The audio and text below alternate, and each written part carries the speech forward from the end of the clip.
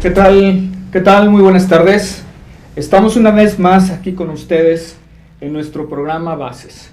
Bases que transmitimos en vivo todos los martes en punto de las 12 del día y concluimos a las 13 horas.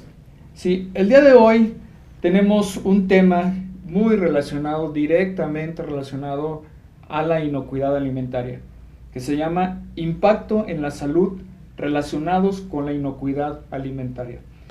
Hoy nos visita el doctor José Alfredo García Hernández, que es el director general del Clúster de la Industria Médica Hospitalaria de Jalisco.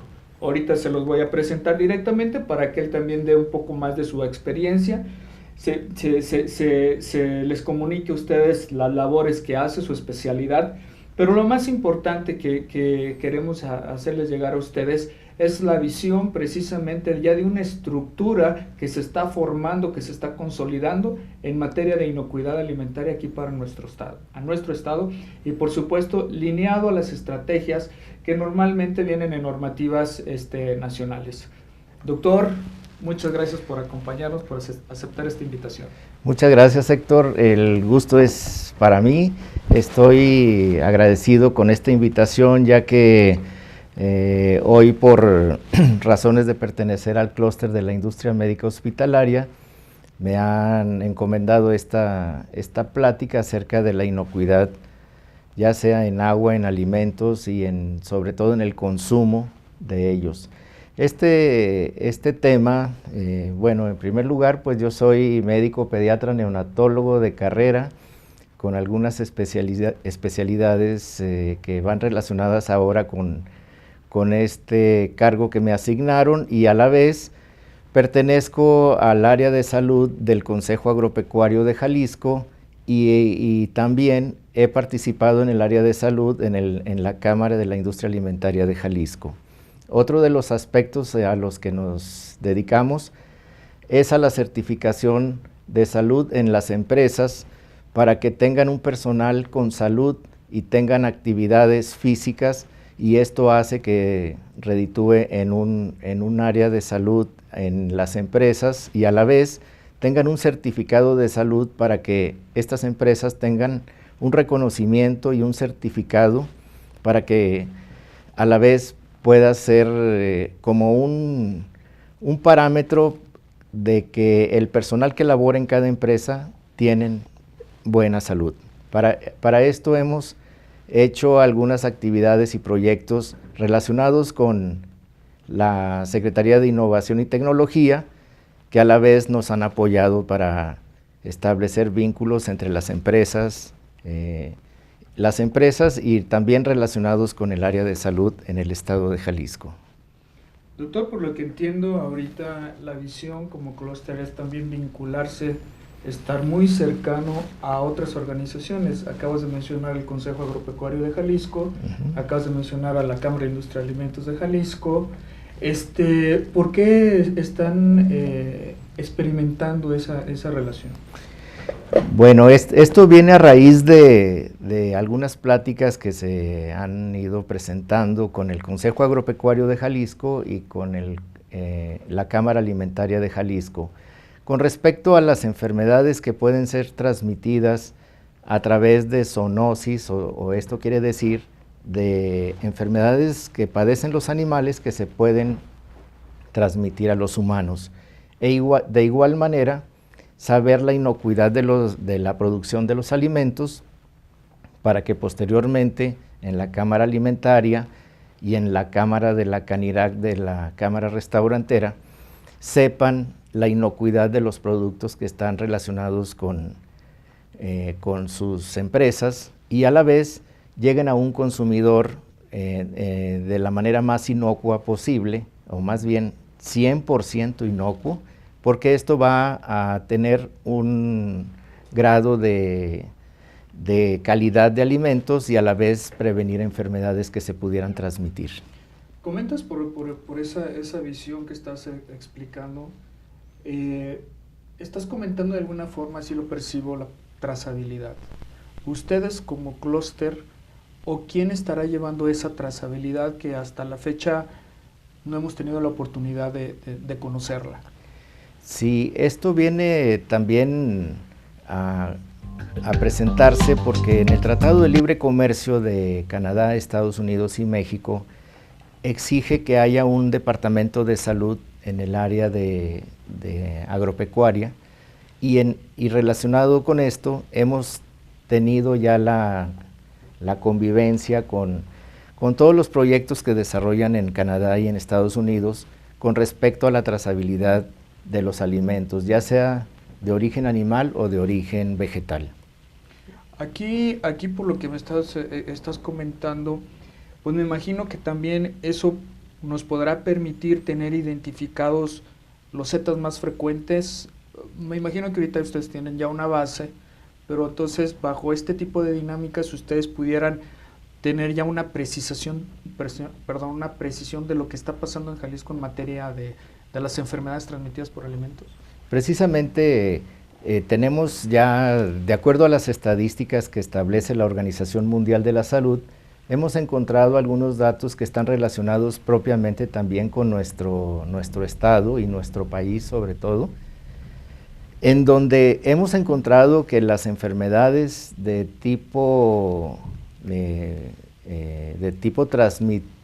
transmisión de microorganismos o de contaminación de microorganismos hacia los alimentos, ya sea de origen vegetal o de origen animal, estas contaminaciones se dan debido a un mal manejo de estos productos, ya sea cárnicos o vegetales.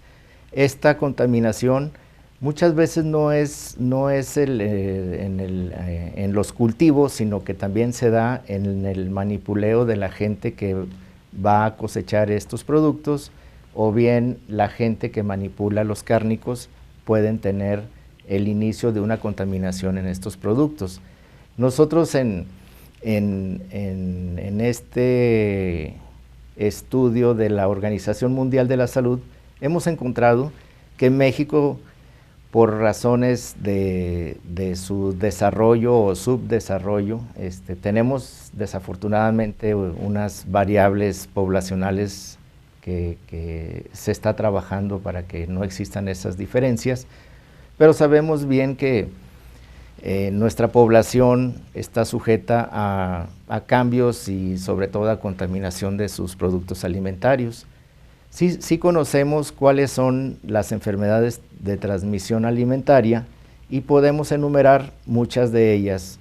Claro que existen clasificaciones a nivel médico que podemos ir ordenando, como sería inicialmente las parasitosis. Bueno, las parasitosis son enfermedades que las más comunes que conocemos son el ascaris, que son unos gusanitos redondos que tienen dos puntas. Comúnmente la gente los conoce como lombrices, pero también tenemos las otras lombrices que son más chiquititas, que son los oxuros. Estos oxuros también están presentes en los productos que no tienen inocuidad. Otro aspecto es el aspecto de las amibas, y aquí conviene hacer una analogía de cada una de ellas, porque si bien la parasitosis de ascaris podemos tener síntomas de diarrea o de estreñimiento, pero a la vez también tenemos problemas pulmonares, problemas de la vista, problemas de mareos, porque el ascaris, al igual que los oxuros, tienen un periodo que se llama de aireación, o sea que el parásito lo ingieres en forma de huevecillo, posteriormente ese parásito en el intestino se replica y tienen esta otra fase que se va a nivel pulmonar. Esto mucha gente no lo ha entendido, que el parásito sube por vía respiratoria, ahí tiene un aspecto de madurez y esta madurez hace que se produzcan más huevecillos, pero cuando llega al área respiratoria se puede ir desde nariz, boca, bronquios, pulmón, y en el pulmón puede provocar lo que se llama síndrome de Loeffler. Esto es un paciente que llega al consultorio y con una tos crónica y que no se le quita su tos, y resulta que no es problema pulmonar de raíz, sino que es más bien un problema de gastroenteritis provocada por este parásito que tiene este ciclo. Otro de los aspectos es el del oxiuro, que tiene el mismo ciclo de aireación, pero este tiene un síntoma característico que lo conoce la gente como el niño tiene comezón, bueno, y se rasca mucho. Entonces este parásito muchas veces se presenta como una comezón o prurito anal, y el niño constantemente se está llevando su mano a esas áreas, y él toma alimentos y se vuelve a seguir contaminando. Este es el síntoma principal de este tipo de parásitos. Ahora, otro parásito que comúnmente vemos, sobre todo transmitido por el riego de aguas inadecuadas, no inocuas, de cultivos como de piña y como la fresa. Anteriormente se decía que la toxoplasmosis era transmitida solo por gatos, excremento de palomas, y actualmente estudios que se han realizado demuestran que la piña y la fresa en particular, regadas con estas aguas que no son inocuas, pueden tener el parásito, y como son frutas que se ingieren sin una adecuada higiene, llegan a producir la toxoplasmosis. ¿Y qué es lo que se presenta? Bueno, lo que se va a presentar es, número 1, en la paciente embarazada, abortos frecuentes. Número 2, si se llega a desarrollar el embarazo, este toxoplasma llega a infectar al bebé inútero, y este bebé crece con problemas cerebrales, con quistes cerebrales ocasionados por el toxoplasma, o bien con quistes intraoculares, y estos niños nacen con septicemia, y cuando les hacemos los estudios después del nacimiento, resulta que tienen este tipo de parásito en cerebro, en ojos y en todo su organismo. Este tipo de presentación clínica del toxoplasma nosotros lo podemos evitar. ¿Cómo? Pues con una buena higiene de este tipo de productos, como es la fresa y la piña, y sobre todo que estos productos no tengan un riego con aguas que no sean inocuas. Otro aspecto, sobre todo de infecciones ya que no son parasitarias, sino que son las infecciones que puede acarrear un mal manejo de alimentos, sobre todo cuando una persona está contaminada de hepatitis o bien de listeria. Esto puede ocasionar que el paciente tenga estas enfermedades, ya sea la hepatitis A es la más común, y la listeria. Se ha dado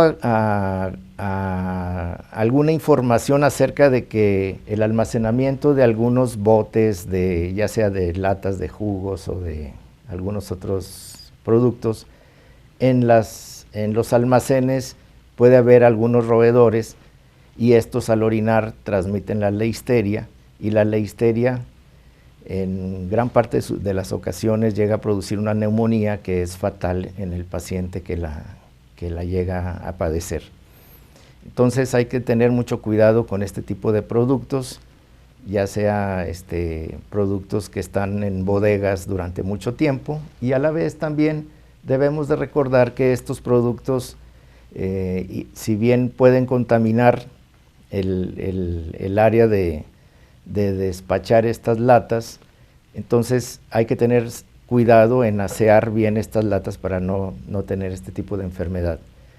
Otra enfermedad muy común que se da es la amibiasis. La amibiasis es una enfermedad que en nuestro país se dice que si las amibas iluminaran sería el país más iluminado del mundo, pero pues bueno, tenemos este tipo de problema por también regar los alimentos con aguas no inocuas, y también el padecimiento que se presenta o los síntomas que presenta el paciente pues van a ser, número 1, diarrea, número 2, dolor abdominal, las amibas pueden irse por vía sanguínea a cerebro, a hígado, a pulmón, y este tipo de infecciones pueden ser intraintestinales o extraintestinales.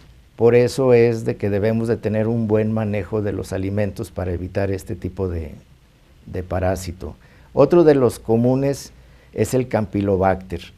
El Campylobacter es una bacteria propia de los alimentos que no tienen una inocuidad aceptable, y este tipo de padecimiento llega a producir dolores abdominales muy frecuentes que se confunden con gastritis, y particularmente el paciente, pues hoy por hoy que van a la esquina y hay una farmacia y pues dicen un antiácido y ellos piensan que con esto se va a corregir. Es muy común, ¿verdad? Es muy común acudir allá a la esquina con el asesor médico, porque todavía no son médicos muchos de ellos. Así es. Y es una asesoría médica que por conocimiento y facilidad de obtener estos productos van a ingerir antiácidos, y resulta que el origen de su problema es un Campylobacter, que pues va a seguir el paciente con los mismos síntomas, y esto puede acarrear problemas hepáticos, problemas de vesícula y sobre todo colitis ulcerativa. Otro de los padecimientos más comunes que también la gente conoce es el Helicobacter. No es la misma presentación de síntoma, pero sí sabemos que el Helicobacter es el principal causante de gastritis en gran parte de la población.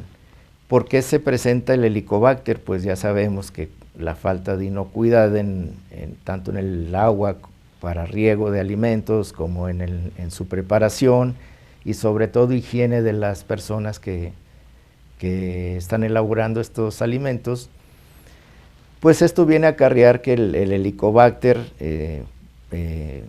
pues la primera consulta va a ser con el médico de la esquina, la segunda va a ser con el gastroenterólogo, y posteriormente pues hacerle una endoscopía para determinar que el Helicobacter pues sí está presente y que es el origen de todos sus síntomas. Pero también hay que recordar que el Helicobacter pylori es uno de los causantes de cáncer gástrico más importantes en el mundo. Por eso debemos de tomar en cuenta que la inocuidad es muy importante.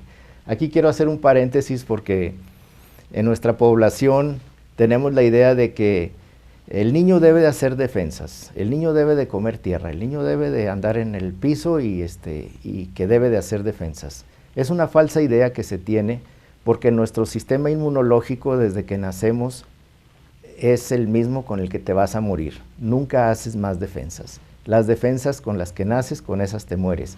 Y no por exponerte a procesos infecciosos vas a hacer más defensas. Al contrario, llegas a tener toxinas en tu organismo que te va a alterar algún órgano de tu economía, de tu organismo. Es por eso que estamos tocando el día de hoy el tema de inocuidad en los alimentos y en el agua. Ahora, otro punto importante después de este paréntesis es el de las infecciones transmitidas por bacterias. ¿Qué es una bacteria? Bueno, pues es un microorganismo que es muy común que veamos que en los laboratorios nos digan, es un Staphylococcus aureus, flora normal. ¿Flora normal de qué? Pues si el organismo no debe tener tanta flora, sobre todo si es transmitida por un alimento contaminado. Entonces, el Staphylococcus aureus, sí, conocemos que cierto porcentaje de las bacterias que tenemos en la boca, uno de ellos es el Staphylococcus aureus, pero cuando se ingiere a través de alimentos, y aquí conviene hacer otro paréntesis, después de que un alimento es contaminado por un estafilococo, ese estafilococo se va a replicar hasta 16 veces en los primeros 15 minutos. Y el que está elaborando esos alimentos está estornudando y está enfermo de la garganta. Entonces estornuda, tose en los alimentos y está contaminando esos alimentos, y esos alimentos tardan 15, 20 minutos en que lleven a la mesa a un comensal en algún restaurante, y eso va a contaminar esos alimentos y por lo tanto el comensal se va a enfermar de una diarrea. Es el síntoma principal de la contaminación por Staphylococcus aureus. Otro de las bacterias que contaminan alimentos, pues es un tipo de bacteria que se llama salmonela. La salmonela la conocemos principalmente como una enfermedad benigna, que no pasa nada. Bueno, hay organismos que sí es cierto, la combaten y la destruyen perfectamente bien, pero también la salmonela es una bacteria que es la principal causante de la formación de piedras en la vesícula, lo que se llama cálculos biliares. Acaban de operar a nuestro presidente de cálculos biliares, ¿verdad? Bueno, entonces la salmonela es, por decir, el núcleo donde se va a favorecer que se formen cálculos biliares en la vesícula biliar. Por eso la salmonela, nosotros tenemos un paciente con diarrea, con dolor abdominal, le hacemos las pruebas para determinar, y si es salmonelosis debemos de atenderle inmediatamente. Estos pacientes los debemos de etiquetar en el expediente como factor de riesgo para presentar litiasis vesical. Ahí está el factor de riesgo, litiasis en la vesícula biliar.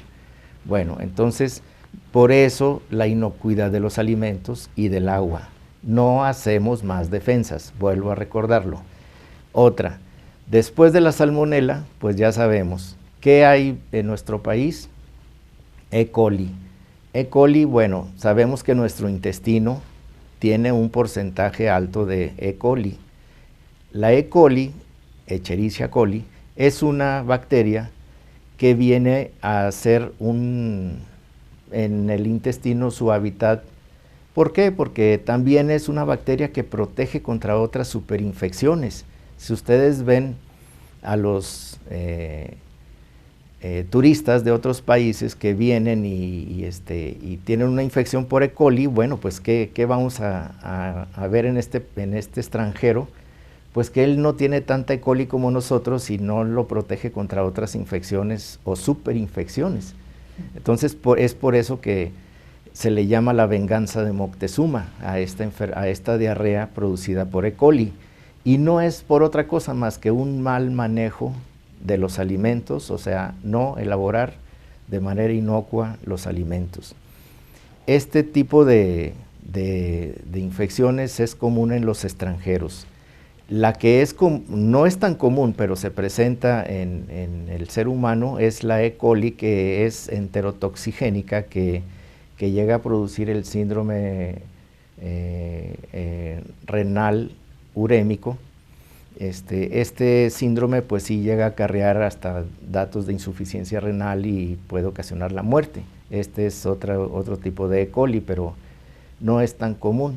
Se llama síndrome hepatorrenal porque llega a producir una uremia tremenda, una insuficiencia hepática en la que el paciente está en un riesgo fatal. Entonces estas son las bacterias más comunes que nosotros hemos encontrado como lo que se llama ETAs, más bien enfermedades de transmisión alimentaria. A nivel de medicina somos muy dados a decir este tipo de manifestaciones, a cortar pero lo mejor es decir completo para que la gente lo entienda. Las enfermedades de transmisión alimentaria son muy comunes y lo importante es tener la conciencia de que el alimento debe de prepararse con el más alto grado de higiene. Esta es la regla de oro de la Organización Mundial de la Salud.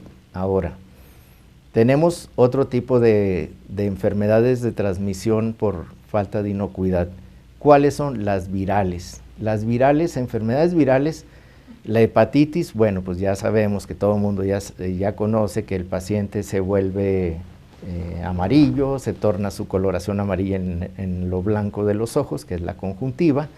¿Y qué vamos a tener en estos casos? Bueno, pues vamos a tener que el paciente tiene dolor en el hipocondrio derecho, o sea, donde se encuentra el hígado, va a tener náuseas, vómitos, dolor abdominal, decaimiento, mal estado general, y muchas de las veces la hepatitis A llega a producir este síntoma de insuficiencia renal, por lo cual el paciente debe de estar hospitalizado.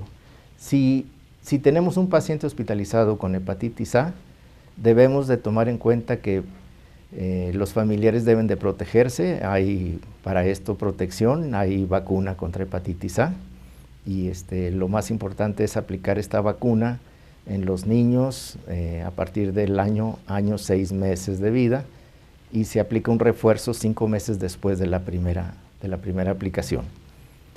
Otro punto importante que se tenía en el olvido, pero en realidad nunca ha desaparecido, es una infección por norovirus. Norovirus es un virus que se encuentra en los alimentos, principalmente cuando están almacenados por mucho tiempo. Esto le han llamado recientemente la enfermedad de los cruceros. En los cruceros, donde hay gran cantidad de pasajeros, pues se almacena ahí gran cantidad de alimentos, y el norovirus es uno de las infecciones virales que se transmiten en los cruceros. Tengo conocimiento de un director de un hospital en Estados Unidos, conocido mío, muy amigo, que un día le llega un paciente con una infección por norovirus, un niño precisamente, y el hermano también con diarrea. Entonces les hacen las pruebas, detectan que es el norovirus, y a los 5 días el doctor padece de gastroenteritis por norovirus y le da una complicación que es la pancreatitis. Entonces, tenemos que tomar en cuenta que todas las infecciones por falta de inocuidad nos pueden acarrear enfermedades hasta fatales. Entonces, vuelvo a recordar, los alimentos se preparan con el más alto grado de higiene. La inocuidad es lo más importante. No hacemos defensas si andamos en la tierra. Dice la teoría, una cucharadita de tierra tiene más de 1,000 millones de bacterias en una cucharadita de tierra. Por eso debemos de preparar nuestros alimentos con el más alto grado de higiene. Otro de los aspectos infecciosos que también hemos visto en la comunidad, bueno, si hacemos referencia a la Organización Mundial de la Salud, no estamos muy distantes de todo lo que nos pasa aquí en México, y aquí en Guadalajara. Guadalajara es una ciudad donde se tiene el gusto por pues la fritura, el comer en la cenaduría, ahí está a nivel de banqueta del barrio. Y esto pues es sabroso, sí, porque nuestro gusto así está educado. Pero también vemos que el personal que manipula alimentos no tiene el grado de higiene correspondiente. Vemos que el gusto de ellos es más bien, entre más gente haya, mejor, tenemos mucho éxito. Y aquí es donde vemos que las infecciones transmitidas por mal manejo y mala inocuidad de los alimentos, tenemos diarrea. ¿Cuál es la diarrea más común en este tipo de eventos? Pues bueno, esa diarrea es la que principalmente se corrige sola, porque no tiene ninguna causa en especial, sino que es más bien por la cultura de la fritura. La fritura en particular, cuando se tiene un aceite hidrogenado, más unas grasas en exceso, más unos cocimientos a altas temperaturas, esto llega a tener un efecto a nivel de los alimentos que llega a producir hasta cierto grado de contaminación por unas sustancias que se producen en el cocimiento de todas estas frituras, y a la vez este producto que se llega a producir llega en ocasiones, bueno, ya con la edad, a que el paciente tenga diverticulosis. ¿Por qué salen los divertículos? Ahora vamos a hablar.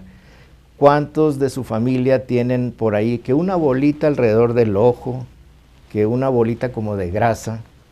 Bueno, si así están a nivel de la cara, ¿cómo va a estar el resto del sistema gastrointestinal?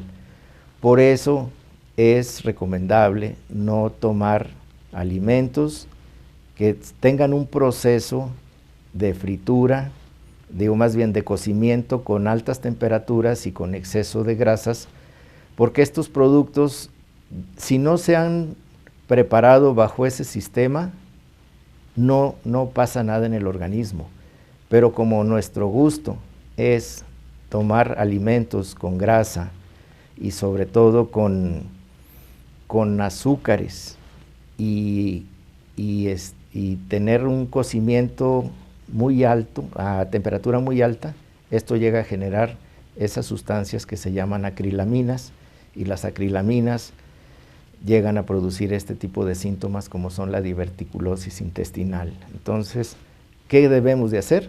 Prevenir este tipo de enfermedades. Los gastroenterólogos están muy satisfechos por su especialidad, pero cuando a alguien le detectan este tipo de problema, lo primero que dicen: doctor, ¿y por qué me va a prohibir?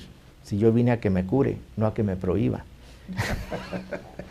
Esos son las consecuencias de tomar este tipo de productos con un cocimiento, con grasa y sobre todo cocinados a altas temperaturas. ¿Qué otro aspecto tenemos en cuanto a las enfermedades de transmisión por alimentos? Bueno, las enfermedades transmitidas por alimentos también debemos de considerar que nos tienen, según las estadísticas de la Organización Mundial de la Salud, es cierto, ha disminuido el número de infecciones. Las estadísticas marcan de 1980 a 2012 de tener un 60% de enfermedades infecciosas, ha disminuido hasta un 18%. O sea, esto habla de que sí ha habido conciencia, es cierto, conciencia en cuanto a la inocuidad de los alimentos, pero también debemos de considerar que después de 1980, cuando teníamos un 30-40% de enfermedades cardiovasculares, actualmente estamos en un 80%. ¿Por qué? Por el gusto que estábamos comentando, el gusto por las frituras, el gusto por esos alimentos con una cocción a temperaturas muy altas. Y eso hace que estas grasas se acumulen en nuestro organismo, sobre todo en el sistema cardiovascular, y de ahí se derivan las enfermedades como hipertensión arterial, enfermedades vasculares cerebrales, y sobre todo la mujer que se queja de que me salieron muchas varices. Bueno, como diría el doctor del rancho, mijita, es que pues bájale al pozole y al menudo y a las fritangas, pero pues ya el daño está hecho. No nos gusta prevenir porque somos seres humanos y nos da gusto el comer, pero debemos de tener una educación en el buen comer. La educación de un estilo de vida sano, eso es lo que debe prevalecer. El estilo de vida sano, bueno, es importante que tengamos ejercicio ejercicio físico, ejercicio mental, pues creo que todo el día lo tenemos, pero el ejercicio físico es importante y el estilo de vida sano en cuanto al consumo de alimentos sanos. Todos los alimentos que consumimos son sanos, lo que pasa es que la elaboración, a diferencia de otros países como en China, que son alimentos hervidos, ellos no tienen tanto problema de vascular. ¿Por qué? Porque ellos sus alimentos los preparan bajo una cocción de hervirlos y no cocinarlos con aceites hidrogenados y a altas temperaturas. No quiere decir que el aceite hidrogenado sea malo, no, quiere decir que nos gusta que esté caliente, que tenga esa alta temperatura y que sea un chicharrón, como decimos nosotros, ¿verdad? ¿Qué quieres? ¿Chicharrones? Pues chicharrones, ahora pues tenemos que hablarle al cardiólogo en unos años más. Son muy ricos, es cierto, pero si también los combinamos con algo de ejercicio físico, pues compensamos ese gusto que nos dio la familia, el barrio, la región, el país, y pues esto nos previene un poco ese tipo de enfermedades por transmisión alimentaria. Los alimentos, vuelvo a decirlo, no hacen daño.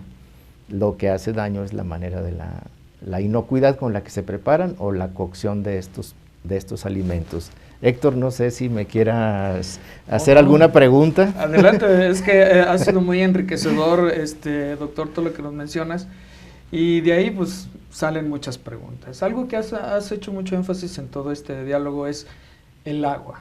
Prácticamente hiciste una muy clara, mencionas prácticamente la trazabilidad desde que se produce el alimento, se industrializa, incluso hasta el consumidor. Y mencionas también mucho el agua. ¿Qué tanto es importante el agua para la producción de los alimentos? Bien, el agua, acabo de mencionar que en China los alimentos principalmente se preparan bajo una cocción en agua hervida. Bueno, eso, ¿por qué lo hacen los chinos? Precisamente porque no tienen un agua de buena calidad. La calidad del agua o la inocuidad del agua en nuestro medio, pues ya sabemos que hay estudios que nos demuestran que el área de la ribera de Chapala tiene un exceso de metales pesados.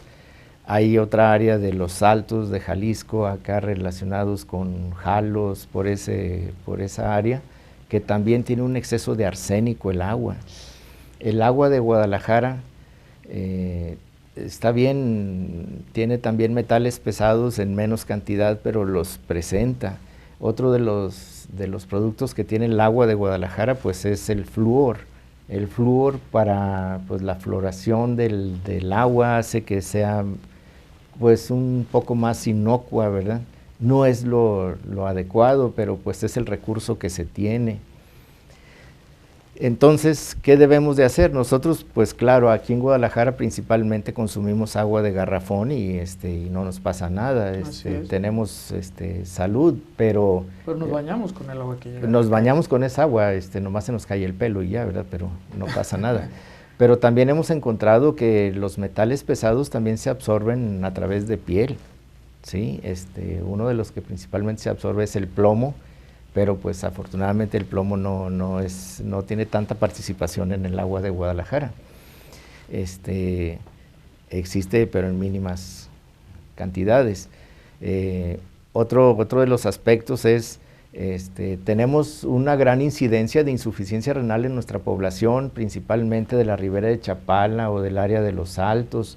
Cada vez es mayor la incidencia de enfermos con insuficiencia renal, los trasplantes renales cada vez son más frecuentes en nuestra ciudad, aunque tenemos un pequeño ahí desajuste de manejo de los trasplantes, mientras en países como España el trasplante te dura 10, 15 años, en Guadalajara el promedio de un paciente trasplantado es de 5 a 7 años, por el tipo de procedimientos que se hacen. Entonces debemos de tener esa conciencia de que, como dicen los nefrólogos, hace muchos años me daba mucho gusto hacer un trasplante renal y sentía el éxito de haber realizado un trasplante renal, pero ¿por qué no eduqué a ese paciente en su etapa de niño para que no llegara a presentar un daño renal que sea necesario hacerle un trasplante renal? Ellos ya no están contentos cuando hacen un trasplante renal, al contrario, dicen vamos a educar a la población, vamos a tener un sistema de inocuidad en el agua, vamos a tener un sistema de inocuidad en el agua de riego, ya no tener tanto paciente en diálisis renal, porque cada vez hay más pacientes que acuden a estas áreas de insuficiencia renal para hacerle su diálisis. De hecho, el Seguro Social a partir de 2016 ya no se va a hacer cargo de los pacientes con insuficiencia renal.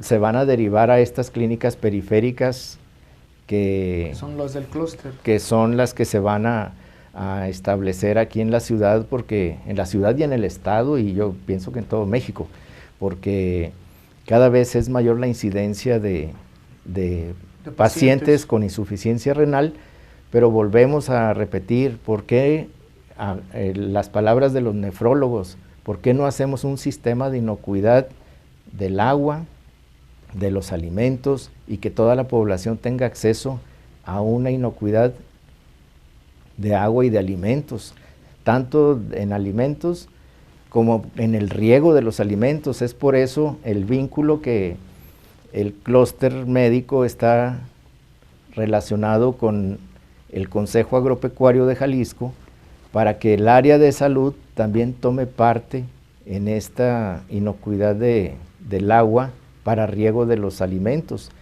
porque sabemos bien que en eso estriba también el éxito de que un nefrólogo nos diga, oye, ya no tengo que hacer un trasplante renal, porque mi población es sana y no tiene acceso a aguas contaminadas, ¿verdad?, sino que tienen una inocuidad excelente. Entonces es por eso que ese vínculo con el Consejo Agropecuario y a la vez otro tipo de empresas y clústeres y cámaras industriales de Jalisco, nos hemos dado a la tarea, junto con la Secretaría de Innovación y Tecnología, en contar con este tipo de tecnologías para tener la mayor inocuidad que se pueda en agua para riego, en agua para consumo humano y en agua para proceso de alimentos. ¿Los laboratorios, doctor? Hay laboratorios que analizan el agua y que te dicen las características propias del producto. Precisamente hay laboratorios que, bueno, pues nuestro sistema de agua potable aquí en la ciudad del Ciapa, ellos tienen bien detectadas las áreas donde hay mayor índice de metales pesados en el agua, pero también nos falta un poco más de aplicación de la tecnología para resolver esta problemática, y a la vez conjuntar especialistas en tratamiento de agua. Creo que no tiene muchas plantas potabilizadoras de agua el estado. Se tuvo un proyecto hace algunos años, pero parece ser que no tenemos muchas plantas tratadoras de agua. Es por eso que forma parte del conjunto y el vínculo entre el clúster médico, la industria y el gobierno, para que se lleve a cabo una inocuidad del agua y que no tenga nuestra población ese alto índice de insuficiencia renal que se está viendo. Estas vinculaciones con las diferentes instituciones que mencionas, pues nos generan un proyecto muy, muy motivador, pero reflejado a la ciudadanía, ¿en cuánto tiempo lo ven reflejado? Bueno, es una pregunta que requiere de que nos sentemos a platicar con los actores principales de estos proyectos y a la vez tomar en cuenta que nuestra población exige una calidad en sus recursos de agua y en sus recursos de alimentos. México, pues bueno, es un país de muchas variables poblacionales, de muchos recursos, tenemos mexicanos que tienen el 9% del Producto Interno Bruto en su fortuna, que representa unas fortunas enormes, pero solamente 4 personas tienen ese 9% del Producto Interno Bruto. Entonces, ¿quiénes tenemos que participar en esto? Pues todos los actores involucrados para que tengamos, según marca la Organización Mundial de la Salud, que tengamos como en Estados Unidos, que abres la llave de tu casa y le tomas de la llave y no pasa nada.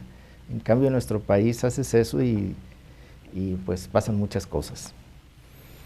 Bueno, en el resumen del resumen del resumen, yo creo que en esto no puede haber resumen, porque estamos en este proyecto, el clúster médico, con los industriales, con el Consejo Agropecuario, la Secretaría de Innovación y Tecnología.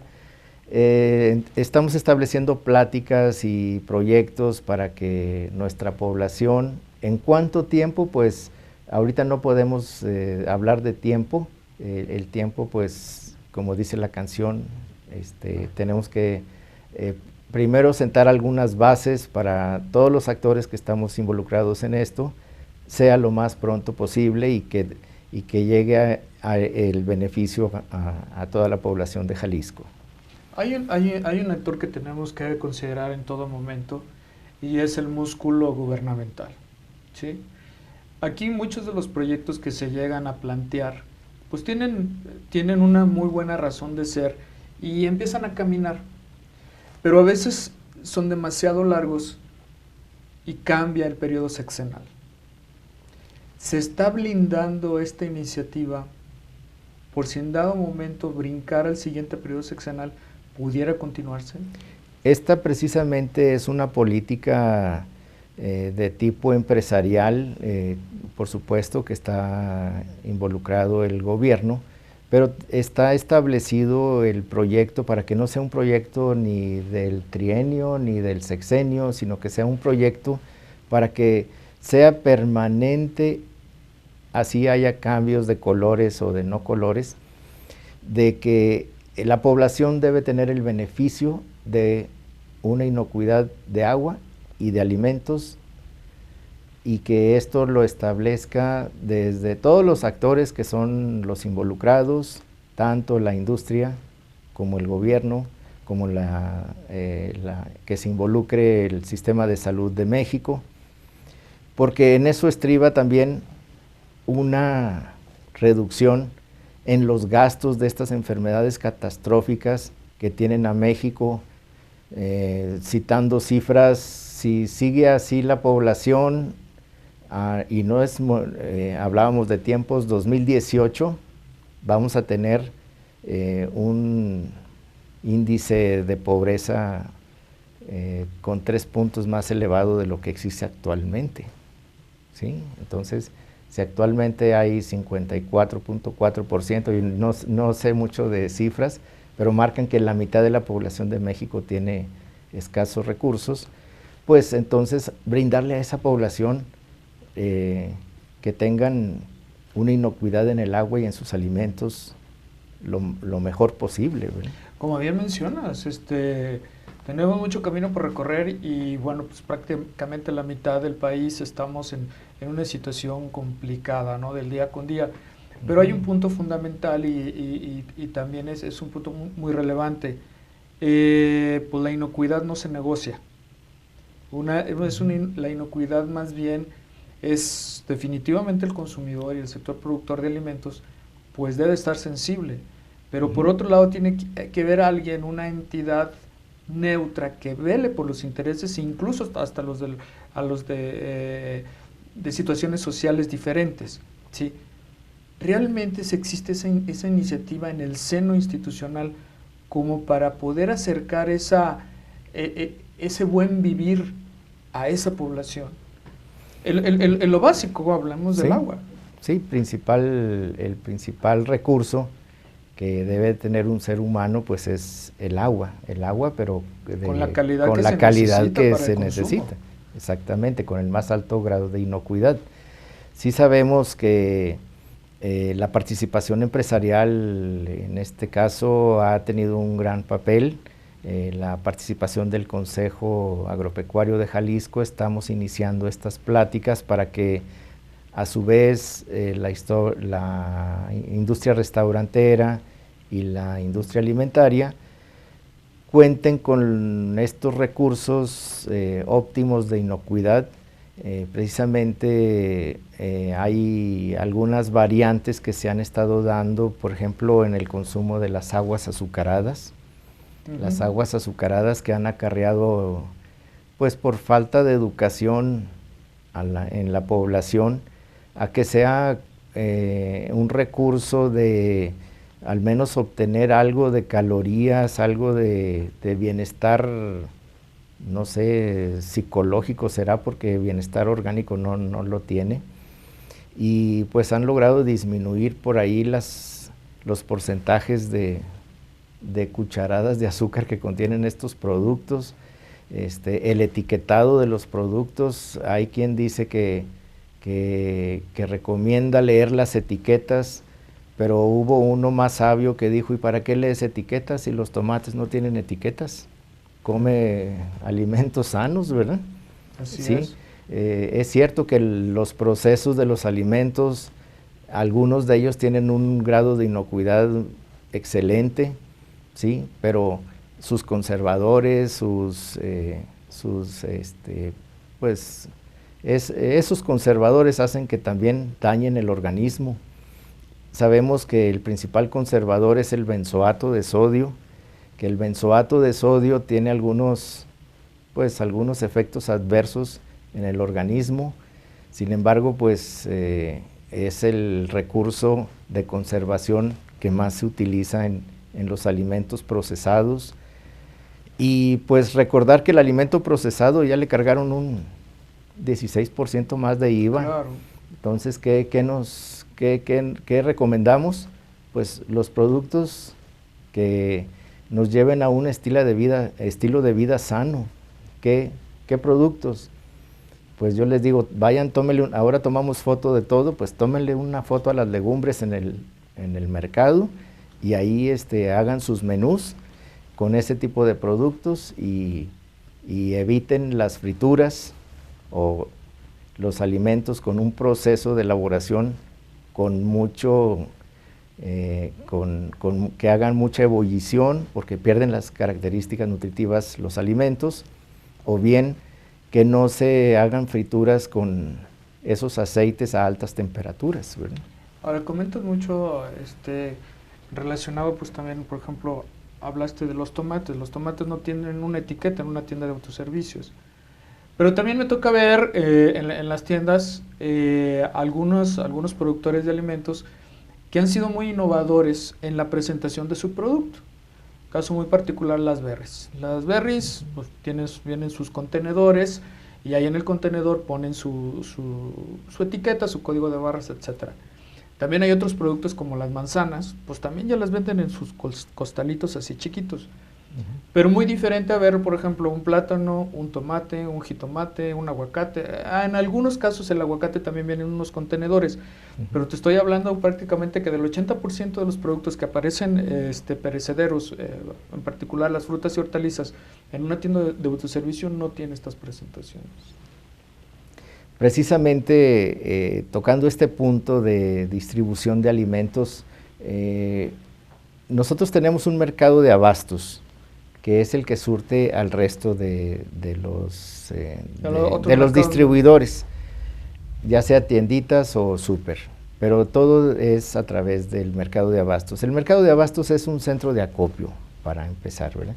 No sabes si el que llegó con una camioneta con acelgas qué tipo de cultivo llevó, no sí, sabes nada lleva... de eso, pero llega un comprador que dice, oye, quiero 3 cajas y se las llevan y las preparan en su restaurante. Tú no supiste con qué se regó esas acelgas, no sabes existe nada. Ninguna trazabilidad. No existe trazabilidad. Otra, las lechugas, mira, aquí hay 30 costales, dámelos. ¿Quién los surtió? No sabemos. ¿En qué condiciones se cultivó? No sabemos. Bueno, entonces, mientras no haya ese tipo de... Bueno, hay ahí un hueco en la ley de que los inspectores solamente ven productos y los compradores ven los productos, pero nadie sabe qué trazabilidad hubo en esos productos. Esto es lo que se debe de observar y a la vez tener este proyecto para que haya una trazabilidad con la seguridad de inocuidad desde el productor hasta el consumidor. Nos gusta ir al mercado de abastos, sí, vamos al mercado de abastos y vemos camiones que no sabemos ni cómo se cultivaron esos productos. Bueno, otro punto importante, se nos pasaba, hay en algunas semillas como frijol almacenado durante mucho tiempo, maíz almacenado durante mucho tiempo, que se crea un moho que se llama, y en este moho existe una toxina que se llama aflatoxina.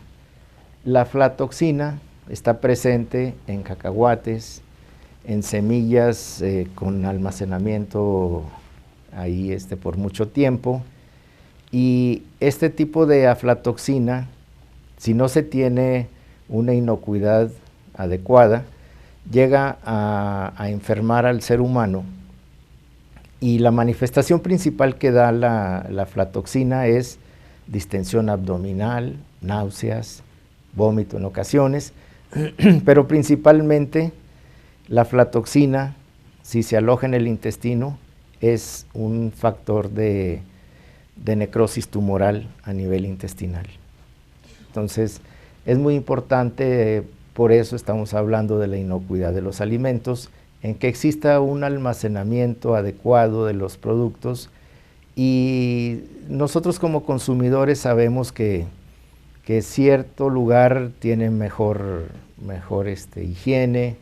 En el tianguis pues está ahí la basura, está el aire, la tierra, etcétera, etcétera. Pues sí, vemos que los productos aparentemente son frescos, pero les pusieron agüita encima. Les pusieron agüita encima y se ven frescos. Y frescos porque son de la mañana, como dice el español, ¿verdad? Son de hoy. Pero en realidad el almacenaje de estos productos, por ejemplo, un jitomate que lo tenemos en el refrigerador y, mira, ya se está formando un hongo aquí. No, se lo quito. No, lo que pasa es que el hongo ya está dentro de la fruta, digamos, de la fruta o de la verdura, y eso te llega a ocasionar los problemas gastrointestinales. Entonces, tanto lo que nosotros estamos hablando del campo, del mercado de abastos, el centro de distribución, y en nuestra casa, ¿qué hacemos? Pues tenemos el refri, mira, se echó a perder las peras, se echó a perder, ya tiene hongos el jitomate. ¿Qué debemos de hacer en nuestra casa? Limpiar el refrigerador con cierta regularidad con vinagre blanco, y todas las paredes del refrigerador limpiarlas muy bien con vinagre, no con cloro. La gente tiene la idea que con cloro se quitan las bacterias y los hongos, ¿no? Y el vinagre blanco es lo más adecuado lo pueden poner así en aspersión y después asearlo, y el vinagre blanco es lo que elimina bacterias, virus, todos los microorganismos que estén ahí en el refrigerador.